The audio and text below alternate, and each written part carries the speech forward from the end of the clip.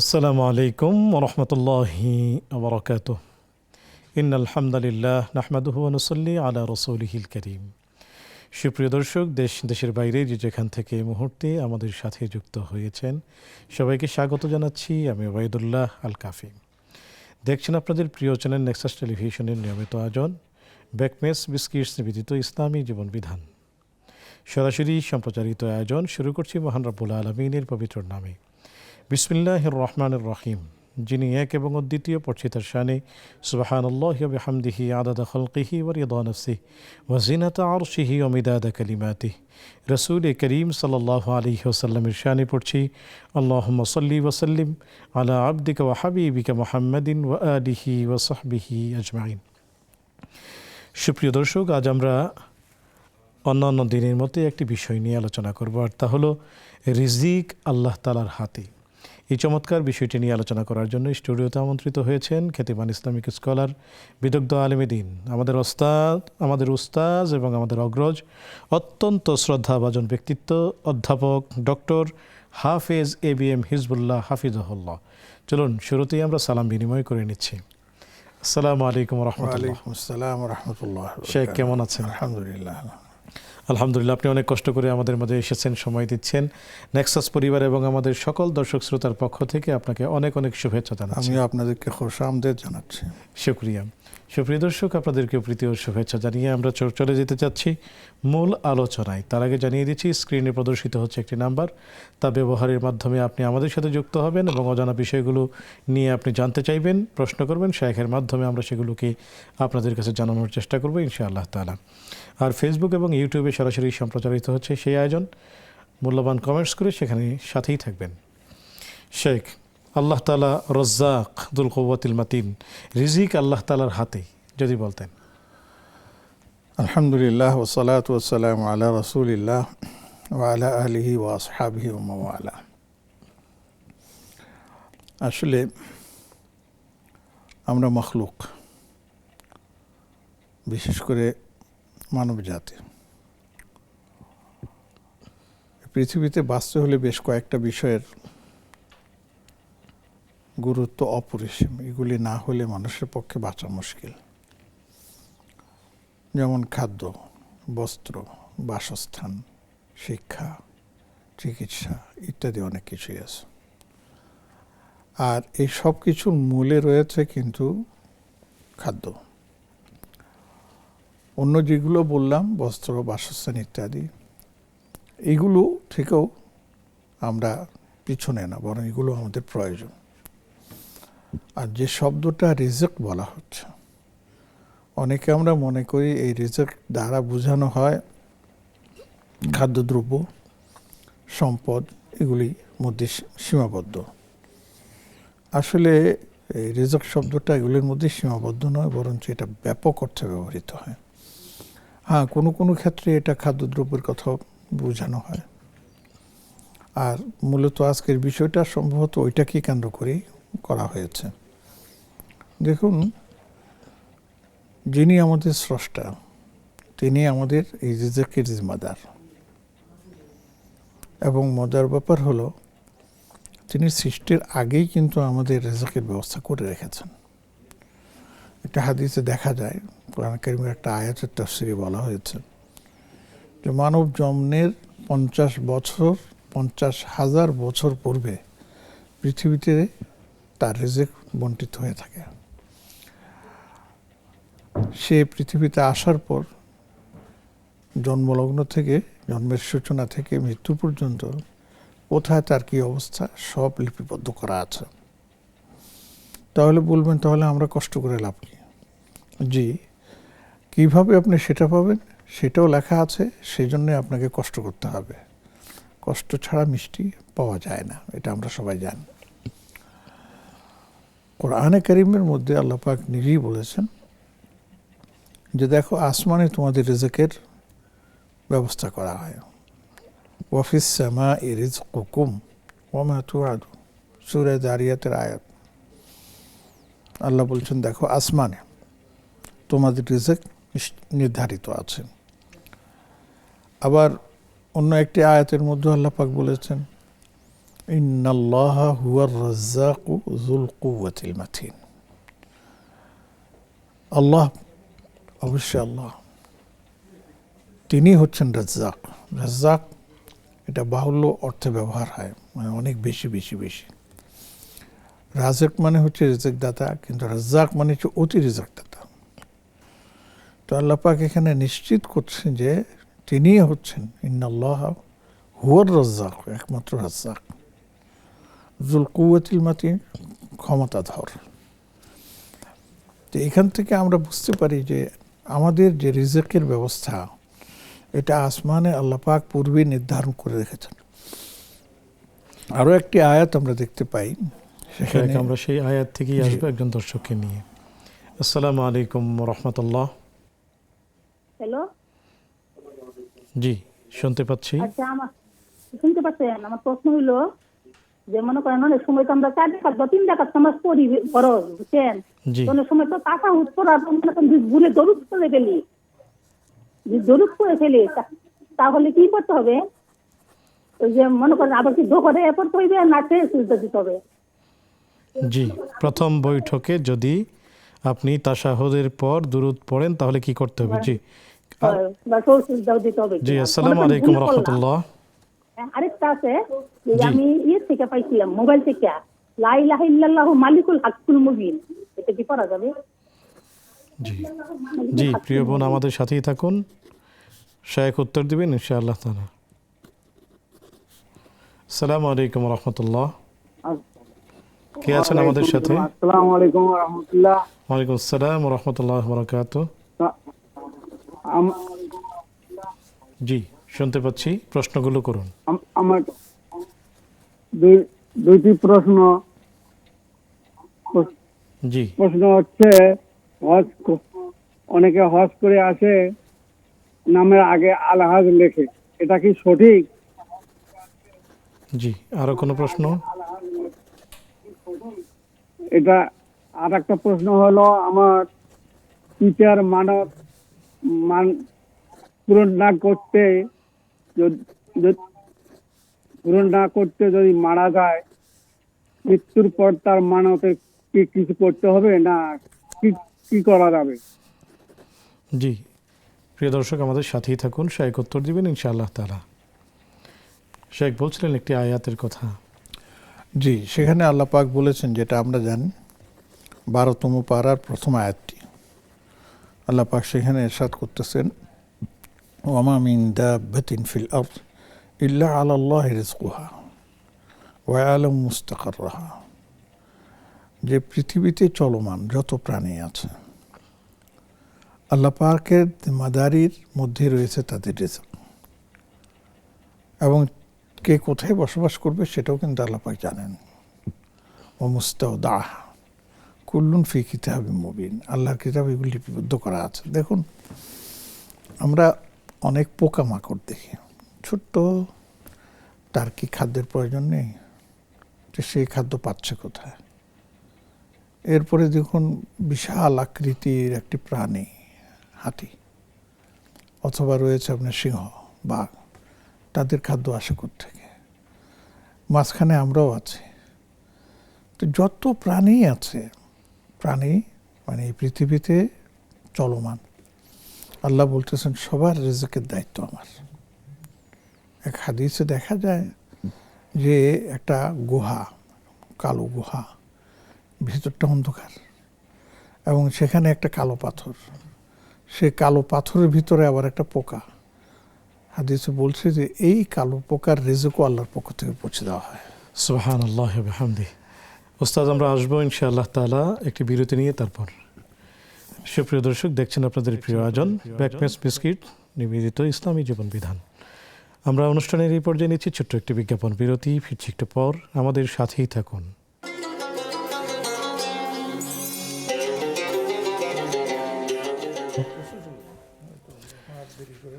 আসসালামু আলাইকুম রহমতুল্লাহি ওয়া বারাকাতুহু। সুপ্রিয় দর্শক, বিরতির পর সাদর আমন্ত্রণ জানাচ্ছি আপনাদের প্রিয় আয়োজন ব্যাকমেস বিস্কিটস নিবেদিত ইসলামী জীবন বিধানে। আলোচনা করছেন শেখ অধ্যাপক ডক্টর হাফিজ এবিএম হিজবুল্লাহ হাফিজুল্লাহ, সাথে আছে আমি ওবাইদুল্লাহ আল কাফি। পেয়েছি আপনাদের বেশ কিছু প্রশ্ন, জানতে চলে যাচ্ছি সরাসরি শেখের কাছে। শেখ, 3 রাকাত বা 4 রাকাত বিশিষ্ট নামাজে প্রথম বৈঠকে আত্তাহিয়াত তাশাহুদ পড়ার পরে যদি দুরূদ শরীফ কেউ পড়ে ফেলেন, সেই ক্ষেত্রে যদি তিনি দাঁড়িয়ে যান, পরবর্তীতে সিজদায়ে সাহু দিতে হবে কিনা? হ্যাঁ, সুন্দর একটি প্রশ্ন। আসলে এই ধরনের ঘটনা অনেক সময় ঘটে যায়। বিশেষ করে প্রথম বৈঠকে আসলে নিয়ম হচ্ছে শুধু তাশাহুদ পড়া, দুরূদ শরীফ এবং অন্যান্য বিষয়গুলো হচ্ছে শেষ বৈঠকে। তো এখানে বলা হয়েছে যদি কেউ তাশাহুদ শেষ করে, ইচ্ছাকৃত নয়, বলে ভুলেই অনেকে করে, আল্লাহুম্মা সাল্লি আলা মুহাম্মদ বলে ফেলেছে বা আলা আলি মুহাম্মদ এতটুকু বলে ফেলেছে, তবে উলামায়ে কেরাম ফতোয়া দিয়েছেন, বলেছেন যে এখানে তাকে সাহু সাজদা করতে হবে। কেউ অবশ্য বলেছেন যেহেতু ভুলে বলে ফেলেছে না করলেও চলবে, কিন্তু যেহেতু আলেমদের একটা ফতোয়া আছে, আমরা সেটাকে মেনে নিয়ে তার উপর আমল করাটাই যুক্তিসঙ্গত হবে। জাযাকুমুল্লাহু খায়রান। তাহলে কেউ যদি এরকম করে তাকে সিজদায়ে সাহু দিতে হবে। জি, জাযাকুমুল্লাহ। আমাদের বোন জানতে চেয়েছিলেন, লা ইলাহা ইল্লাল্লাহুল মালিকুল হাক্কুল মুবিন, এটি কি পড়া যাবে কিনা? অবশ্যই যাবে। এটা কালিমারই একটা রূপ, আমার যতটুকু মনে পড়ে, লা ইলাহা ইল্লাল্লাহুল হাক্কুল মুবিন আমাদের প্রিয় নবী রাসূলুল্লাহ সাল্লাল্লাহু আলাইহি ওয়াসাল্লামের রওজার সামনে যে জানালা আছে, এই জানালার মধ্যে এই কালিমাটা লেখা আছে বলে আমার মনে পড়তেছে। অতএব এটা সুন্দর। জি শেখ, কেউ যদি হজ করে আসে বা উমরা করে আসে, তার নামের শুরুতে আল হজ লেখা যাবে কিনা বা উচিত কিনা? আসলে এটা বিশ্বব্যাপী একটা সংস্কার। আমরা কি আরব বলেন, কি আজম বলেন, আফ্রিকা বলেন, যেখানেই বলেন, একবার হজ করলেই অনেকে বাস এই নামের সাথে আলহাজ শব্দটা একটা অংশ হয়ে দাঁড়ায়, পার্ট অফ নেমের মতন সেটা হয়ে যায়। এখন আমরা অনেক সময় দুষ্টামি করেও বলি যে একাধিক যদি কেউ হজ করে তাকে কি বলবেন। ওমরা বললে সেখানে অনেকে হাজি বলেন, যেহেতু সেটাও হজ, ছোট ওমরার মতো, হজের মতো, এটা অনেকে বলে থাকেন। আর আবার আমাদের মধ্যে অনেকেও বলে তাহলে তো আমি যখন নামাজ পড়ি আমাকে তো আল মুসাল্লি বলা দরকার, ইত্যাদি অনেক কিছুই আছে। তো আসলে এটা সম্মানসূচক বলা যায়, এটা কোনো সমস্যা না। যদি হাজি সাহেব মনে করেন না এটা বলতেই হবে, আমি অনেক সময় দেখেছি রাগ করে যে আমি হাজি করে আসছি, হজ করে এসেছি, আমাকে হাজি সাহেব বলবেন না কেন, তাহলে এটা না বলাই উচিত, খেয়াল রাখতে হবে। জাযাকুমুল্লাহু খায়রান। শেখ, মান্নত করেছিলেন এক ব্যক্তি, তিনি মারা গিয়েছেন, তাহলে যদি মান্নত করে কেউ মান্নত পূরণ না করে মারা যান, তার জন্য কি পরবর্তীতে তার যারা আত্মীয় স্বজন থাকবেন সেটিকে পূরণ করতে হবে? আত্মীয় স্বজন তো পূরণ করবেন না, উনি মারা যাওয়ার পরে যে মান্নত করেছেন সেই মান্নতের কাফারাটা আদায় করে দিতে হবে, এবং এই কাফারাটা যিনি মারা গেছেন মাইয়িত, তার সম্পদ থেকে আদায় করে দেওয়াটাই উত্তম। যদি তার আত্মীয় স্বজনের মধ্যে কেউ তার পক্ষে আদায় করে দেন তাহলে তার মান্নত আদায় হয়ে যাবে। শুকরিয়া, জাযাকুমুল্লাহ। শেখ, আমাদের হাতে দর্শক আছেন। আসসালামু আলাইকুম ওয়া রাহমাতুল্লাহ। ফোনটি বিচ্ছিন্ন হয়েছে। আসসালামু আলাইকুম ওয়া রাহমাতুল্লাহ। ওয়ালাইকুম আসসালাম। আসসালামু আলাইকুম হুজুর। ওয়ালাইকুম আসসালাম। জি, স্বাগতম আপনাকে, প্রশ্নটি করুন। আমার জাকাতের বিষয়ে একটা প্রশ্ন আছে হুজুর। জি। আর সেটা হচ্ছে যে আমার যে স্বর্ণ আছে, মনে করেন 10 ভরির মতো স্বর্ণ আছে, কিন্তু এখন আমার জাকাত দিতে একটু সমস্যা হচ্ছে। তা আমি যদি এই স্বর্ণটা 2 মেয়ের মধ্যে ভাগ করে দেই এবং আমি অল্প কিছু রাখি, তাহলে কি আমাকে জাকাত দিতে হবে? জি, আরো কোনো প্রশ্ন? না হুজুর, এটাই একটু বিস্তারিত আমাকে বলবেন প্লিজ। জি বোন, আপনি আমাদের সাথেই থাকুন, শেখ উত্তর দিবেন ইনশাআল্লাহ তাআলা। আসসালামু আলাইকুম ওয়া রাহমাতুল্লাহ। ওয়ালাইকুম আসসালাম ওয়া রাহমাতুল্লাহ। জি, স্বাগতম আপনাকে, প্রশ্নটি করুন। প্রশ্ন হচ্ছে যে কোরআনে যে সিজদাগুলো কোনো নিয়ত করতে হবে নাকি, আর সিজদাগুলো কিভাবে দিতে হবে এটা জানতে চাই। আর একটা প্রশ্ন হচ্ছে যে আমার কিছু টাকা আছে, 3-4 মাস হয়েছে টাকার বয়স, ওটা কি এবার টাকা দিতে হবে নাকি সামনে এবার টাকা দিলে চলবে? এই দুইটা প্রশ্ন আমার। জি, আমাদের সাথেই থাকুন, শেখ উত্তর দিবেন ইনশাআল্লাহ তাআলা। শেখ, প্রথমেই আমরা আসি যাকাত বিষয়ক প্রশ্ন। 10 ভরি স্বর্ণ আছে, সেগুলোর যাকাত দিতে হবে কিনা জানতে চেয়েছেন। যদি তিনি 2 মেয়ের মধ্যে ভাগ করে দেন তাহলে যাকাত দিতে হবে কিনা? 2 মেয়ের মধ্যে ভাগ করে দেওয়া মানে কি, মালিকানা দিয়ে দিতে হবে, মালিক বানিয়ে দিতে হবে। নিজে তার মালিকানা শূন্য হতে হবে, এক।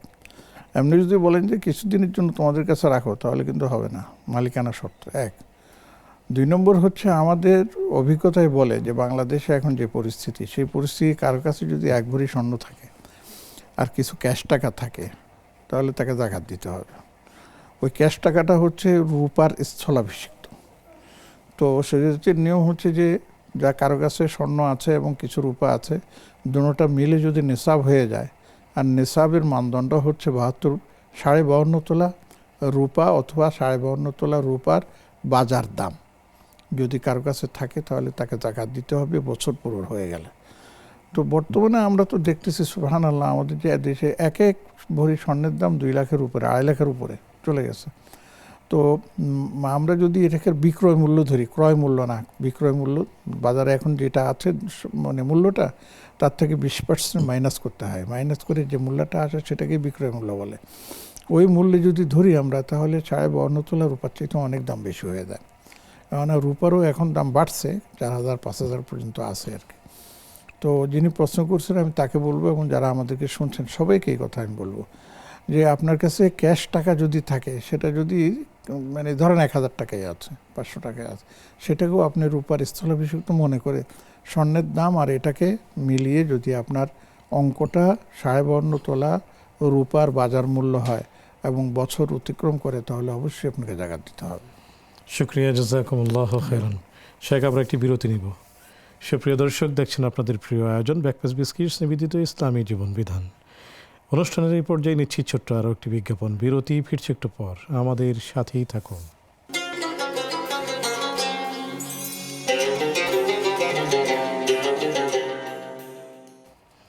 আসসালামু আলাইকুম রহমতুল্লাহি বারাকাতুহু। সুপ্রিয় দর্শক, বিরতির পর সাদর আমন্ত্রণ জানাচ্ছি আপনাদের প্রিয় আয়োজন ব্যাকপ্যাচ বিস্কিটস নিবেদিত ইসলামী জীবন বিধানে। আলোচনা করছেন শেখ অধ্যাপক ডক্টর হাফিজ ABM হিজবুল্লাহ হাফিজাহুল্লাহ। সাথে আছে আমি ওবায়দুল্লাহ আল কাফি। পেয়েছি আপনাদের বেশ কিছু প্রশ্ন, জানতে চলে যাচ্ছি সরাসরি শেখের কাছে। শেখ, তিলাওয়াতের সিজদা, তিলাওয়াত করার পর যে সিজদা দিতে হয়, সেটি আসলে নিয়ম কি? সেটা নিয়ম হচ্ছে তেলাওয়াত যখন আপনি করে ফেলছেন, তখন আপনার উপরে এটা ওয়াজিব হয়ে গেছে, কোনো কোন ফরজ হয়ে যায়, তখন আপনি দাঁড়ানো অবস্থায় যদি থাকেন, সরাসরি আপনি সেজদায় চলে যাবেন। সেজদায় গিয়ে সেখানে সুবহানা রাব্বিয়াল আলা 3 বার পড়বেন। এটাই পড়ে আপনি দাঁড়িয়ে যাবেন, আপনার সেজদা হয়ে গেছে। তো তেলাওয়াতে সেজদার কিছু দোয়াও পাওয়া যায়, সাজদা ওয়াজহি লিল্লাযী খালাকাহু ওয়া খার, এই ধরনের দোয়া আছে। সেগুলো না জানলে শুধু ওই সুবহানা রাব্বিয়াল আলা 3 বার পড়ে আপনি উঠে যাবেন, মনে মনে সেজদা করবেন, সেজদার আয়াত তেলাওয়াত করে সেজদা করে সেজদা হয়ে যাবে। সিজদা কি একটি করবে না দুটি করবে? একটি করবে, একটি সেজদার জন্য, একটি আয়াতের জন্য একটি সেজদা করবে। জাযাকুমুল্লাহ। শেখ, কিছু অর্থ আছে 3 থেকে 4 মাস সেই অর্থের বয়স হয়েছে, তাকে কি জাকাত দিতে হবে?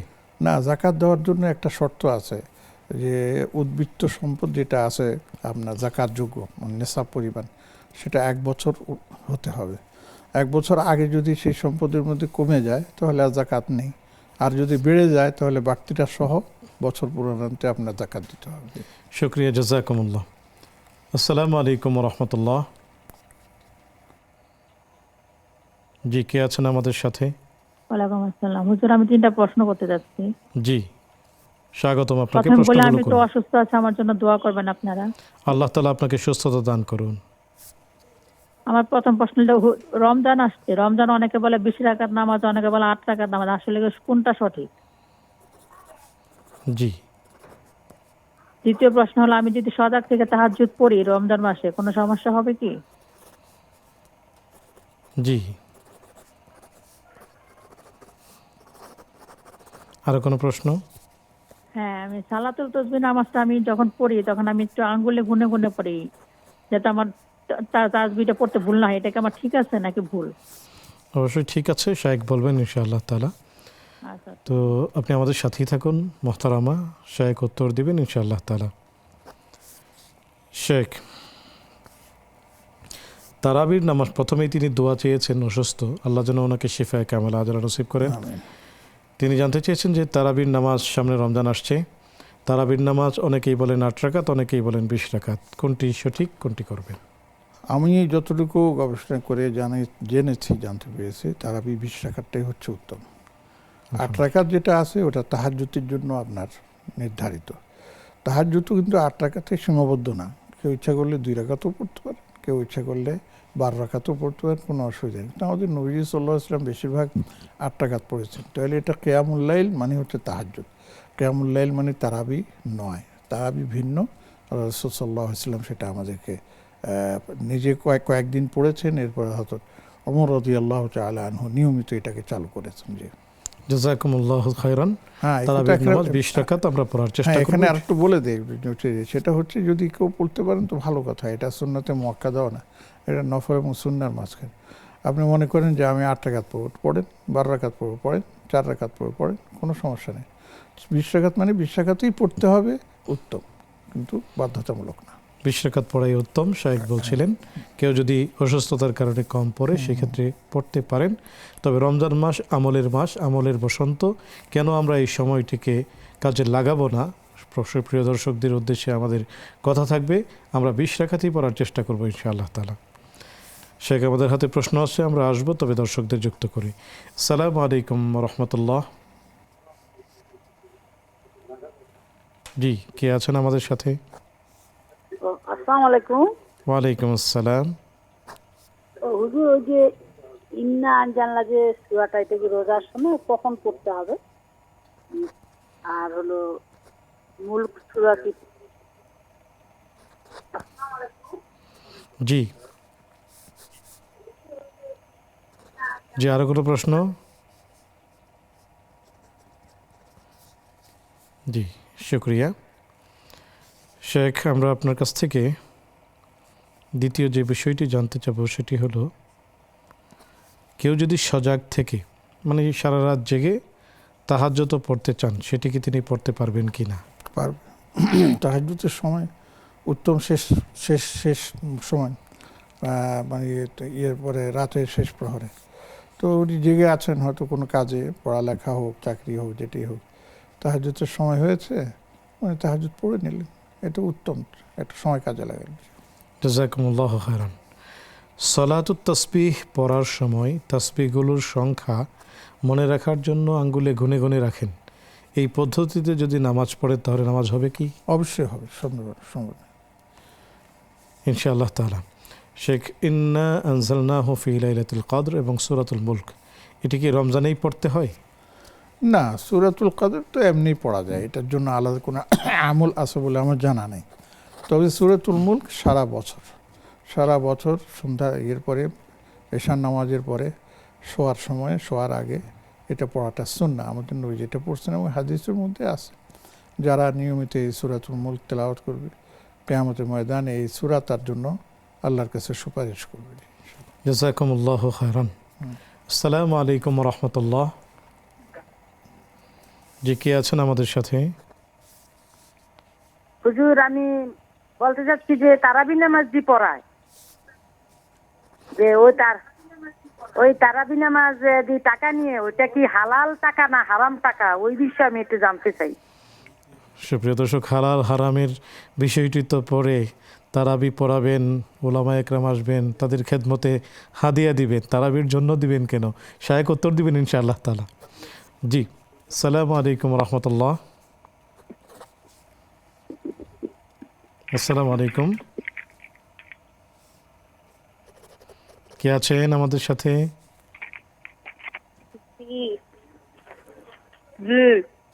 জি, স্বাগতম, প্রশ্নগুলো করুন। জি, আমার একটা প্রশ্ন হচ্ছে যে ওই যে নামাজ পড়ার সময় যে মাঝে একটু অন্য কিছু নিয়ে ভাবনা চলে আসে, সেটা কি কারণে হয় এবং সেটা থেকে মুক্তি পাওয়ার উপায়টা বলবেন? জি জি, আমাদের সাথেই থাকুন, শায়েখ উত্তর দিবেন ইনশাআল্লাহ তাআলা। খুবই চমৎকার প্রশ্ন শেখ। তারাবি যারা পড়ান তারা যে হাদিয়াটুকু নেন, সেটা কি আসলে বৈধ কিনা জানতে চেয়েছেন। আসলে এটা একটা সেন্সিটিভ ইস্যু, সংবেদনশীল। যদি কেউ কোনো ব্যবসায় এবং টাকা পাবো এই বিনিময়ে মনে করি যদি তারাবি পড়েন, অনেকে আলেম বলেন তার পিছনে তারাবি পড়াই ঠিক না, সেই তারাবি না পড়ে সূরা তারাবি পড়া উত্তম। কেননা কোরআনে কারীম আল্লাহ তাকে পড়তে সুযোগ দিয়েছেন, তিনি সেটা শোনাবেন, সেটা শোনাতে গিয়ে তিনি আবার টাকার কেন ধান্দা করবেন? ঠিক নয়। এটা অনেকে হারাম পর্যন্ত বলেছেন। তবে যদি কোনো মুসল্লি ব্যক্তিগতভাবে তাকে কিছু হাদিয়া দেন সেটা ভিন্ন কথা। কিন্তু আমাদের মুশকিল হলো আমাদের দেশে একটা মানে কুসংস্কৃতি শুরু হয়েছে যে রমজান আসলে আপনাকে হাফেজ সাহেবদের কোনো রকম 10 দিন পার করে, এরপরে শুরু হয় চাঁদা কালেকশন, হাফেজ সাহেবদের জন্য কিছু দেন, হাফেজ সাহেবদের জন্য কিছু দেন। আমি তো বলি এটা হাফেজ সাহেবদেরকে আপনি সম্মান করতেছেন, হাফেজ সাহেবদেরকে অপমান করতেছেন।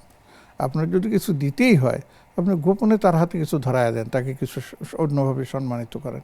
এটাই হচ্ছে আসল আপনার কি জানি বলে প্রকৃত রূপ। কিন্তু আমরা একবারে সব কিছু, আমি আরও এই পরামর্শ দিই যে মসজিদ কমিটি কি জানি বলে আপনি মসজিদের জন্য টাকা কালেকশন করেন, নামাজ শেষে বা তারাবি শেষে যদি প্রয়োজন মনে করেন তাহলে ওনাদেরকে মসজিদের ফান্ড থেকে কিছু আপনি আলাদা সম্মান দেন।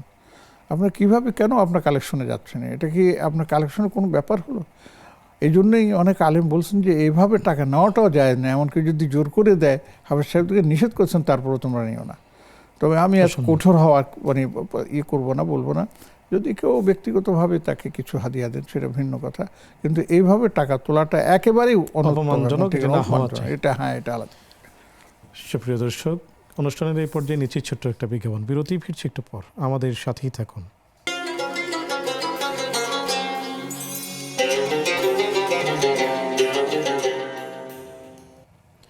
আসসালামু আলাইকুম রহমতুল্লাহি বারাকাতুহু।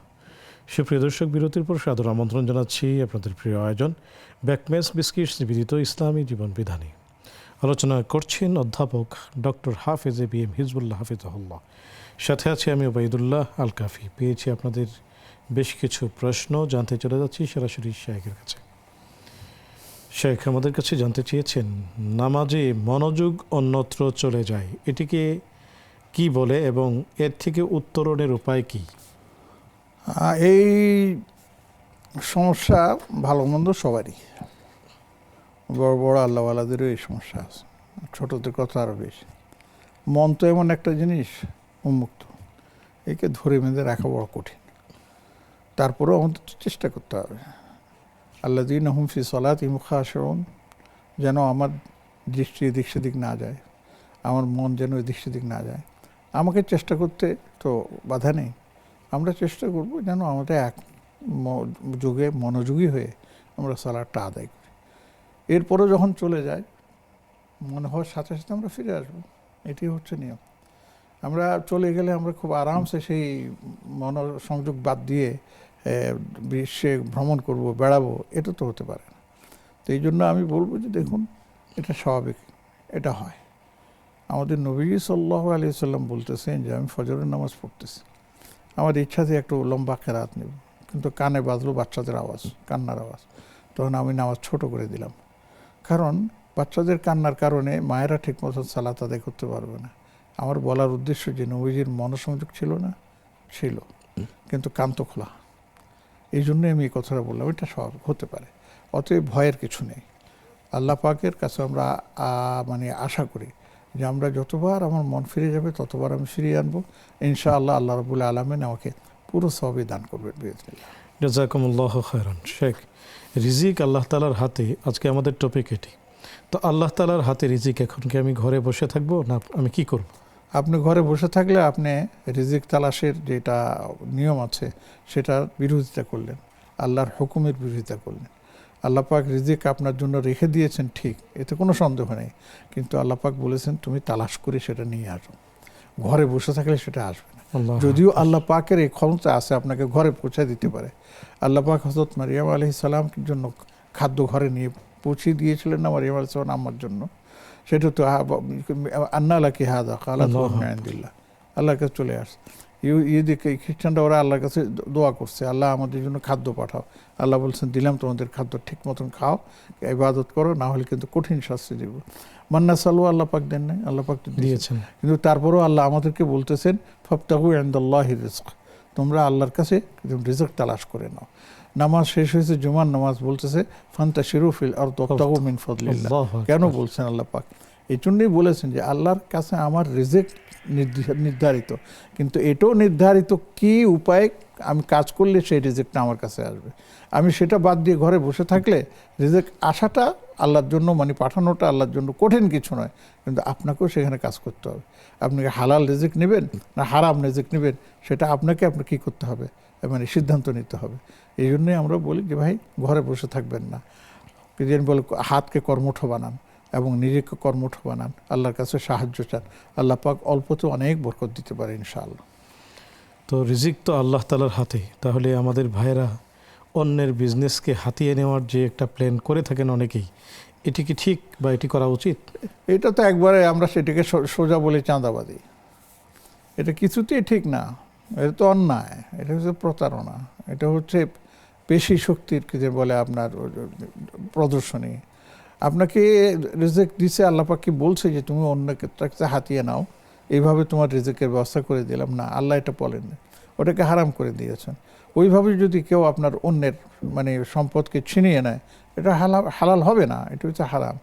আল্লাহ বলছে হারাম উপায়ে তুমি অর্জন করতে পারবা, কিন্তু সেটাকে আমি রিজিক নাম দিলেও তার জন্য তোমাকে শাস্তি পেতে হবে। তবে তুমি নিজের কষ্ট করো, চেষ্টা চালাও, আল্লাহ পাক চেষ্টা চালালে সেটা ব্যর্থ করেন না। বরঞ্চ আমরা যদি সঠিক উপায়ে সঠিক পদ্ধতিতে আমরা যদি রিজিকের অন্বেষণ করি, আল্লাহ আমাদেরকে ফিরিয়ে দেবেন না। আমরা সেই পথ না ধরে সোজা পথ গিয়ে আরেকজনেরটা আমরা জোর করে ছিনিয়ে নেব, তার থেকে আমরা দাবি করে নিয়ে আসবো না, এটাকে তো আমরা রোজগার কামাইয়ের মানে উৎস মনে করতে পারি না। এই জন্য আমি আমার ভাই বোনদের সবাইকে বলবো যে মেহরবানি করে আসুন, আমরা নিজেরা নিজের চেষ্টায় আল্লাহর কাছ থেকে আমাদের রিজিকটা আমরা নিয়ে আসি, এটাই আমাদের জন্য উত্তম। জাযাকুমুল্লাহু খায়রান। শেখ, হারাম পথে যদি আমি উপার্জন করি, তাহলে আমার তাকদিরে যে রিজিক লেখা আছে তার চেয়ে বেশি কি ইনকাম করা সম্ভব? কোনো সময় না। হারাম মানে হারাম, আর আপনার জন্য নির্ধারিত যেটা আছে সেটাই। আল্লাহ পাক আপনার জন্য নির্ধারিত রিজিক রেখেছেন, এখন সেটা আপনি কোন পথে নেবেন দায়িত্ব আপনার। হালাল পথে নিলে আল্লাহ হালাল পথে আপনাকে দিবেন, আর হারাম পথে যদি আপনি নিতে চান হারাম পথেই আল্লাহ পাক দিবেন। কিন্তু হালাল পথে নিলে আপনি এর দ্বারা সওয়াবপ্রাপ্ত হবেন, আর হারাম পথে নিলে আপনি সেটার জন্য শাস্তিপ্রাপ্ত হবেন। আপনি এই কথা বলার কোনো অধিকার নাই যে আল্লাহ আমাকে এইভাবে নিতে বলছে, আমি এইভাবে নিয়েছি। আমি বলবো আপনার কাছে আল্লাহ ওহী পাঠিয়েছে যে এইভাবে তোমার আপনাকে নিতে হবে, আপনি অন্যভাবে চেষ্টা করে দেখুন, তাহলে আপনি দেখবেন সেটা পেয়ে যাচ্ছে, কম হোক আর বেশি হোক। আরেকটা জিনিস মনে রাখতে হবে যে ভাই নামাজ পড়ি, রোজা রাখি, সামনে রমাদান আছে, অনেক কিছু আমরা মনে রাখবেন আমাদের ইবাদত আল্লাহর কাছে গ্রহণযোগ্য এবং কবুল হওয়ার জন্য শর্তই হচ্ছে হালাল রিজিক, হালাল উপার্জন। হালাল উপার্জন দিয়ে যদি আমি অল্প হোক, আমরা যদি সালাত আদায় করি, নামাজ পড়ি, আমরা রোজা রাখি, এটা আল্লাহ কবুল করবেন। আর আমরা হালাল উপায় বাদ দিয়ে হারাম উপায় করলাম এবং করে হারাম পয়সা আমরা বিলি করতে থাকলাম, দান সৎকার করতে থাকলাম, কোনো লাভ হবে না। এটা আমাদের মাথায় রাখতে হবে। অনেক অনেক শুকরিয়া উস্তাজ, আল্লাহ পাক জাযা খায়ের দান করুন। আমিন আমিন। সুপ্রিয় দর্শক, আপনাদেরকে অনেক অনেক শুভেচ্ছা যারা এতক্ষণ আমাদের সাথে ছিলেন, শুকরিয়া জানাচ্ছি। আগামী পর্ব দেখার আমন্ত্রণ জানিয়ে আজকের মতো বিদায় নিচ্ছি। সে পর্যন্ত আল্লাহ তাআলা আপনাদেরকে ভালো রাখুন, সুস্থ রাখুন। আসসালামু আলাইকুম ওয়া রাহমাতুল্লাহি ওয়া বারাকাতুহু।